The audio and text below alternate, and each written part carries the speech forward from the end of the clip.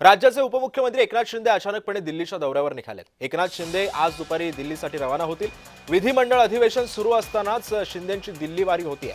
महत्त्वाच्या बैठकांना सुद्धा ते उपस्थित राहणार असल्याची सध्या माहिती मिळते। या संदर्भात अधिक माहिती जाणून घेऊयात। माझी सहकारी ज्योत्स्ना गंगणे सध्या आपल्या सोबत आहे। ज्योत्स्ना, उपमुख्यमंत्री एकनाथ शिंदे अचानकपणे दिल्लीला जात आहेत, काय कारण आहे या दौऱ्यामागे? अगदी बरोबर आहे। आपण बघतोय की सध्या महाराष्ट्रामध्ये 2 जागांच्या ज्या आहेत त्या निवडणुका होणार आहे आणि खास करून बारामती निवडणूक जी आहे ती होणार आहे।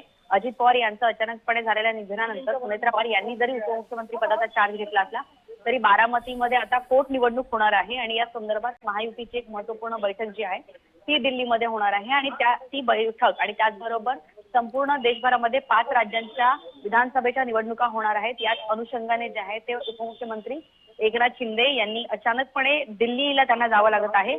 आज दुपारी ते दिल्लीकडे रवाना होणार आहे आणि सायंकाळी साधारण 5:30 वाजता उपमुख्यमंत्री एकनाथ शिंदे जे आहे ते दिल्लीमध्ये दाखल होतील।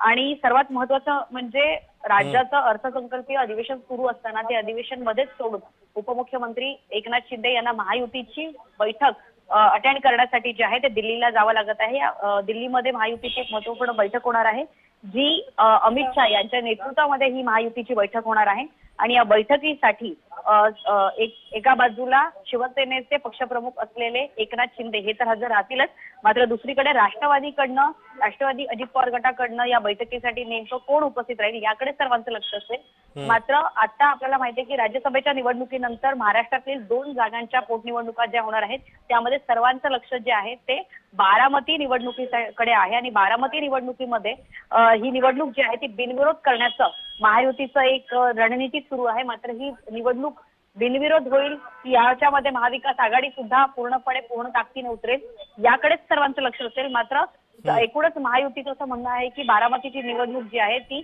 बिनविरोध झाली कारण ते प्रश्न एका पक्षाचा नाहीये, तर अजित पवार यांच्या जाण्यानं महाराष्ट्राचं झालेलं नुकसान आणि अजित पवार इतके वर्ष जे आहे ते महाविकास आघाडी सोबतच होते आणि आता त्यांची पत्नी जर त्यांच्या जाण्यानंतर उभी राहणार असेल तर महायुतीचा एक प्रयत्न राहील की बारामतीची निवडणूक ही बिनविरोध व्हावी। मात्र यासाठी एक रणनीती आखण्यासाठी कदाचित शिंदेंची ही दिल्ली वारी असू शकते असं सुद्धा म्हटलं जातंय। धन्यवाद ज्योत्स्ना, तू दिलेल्या सविस्तर माहितीबद्दल।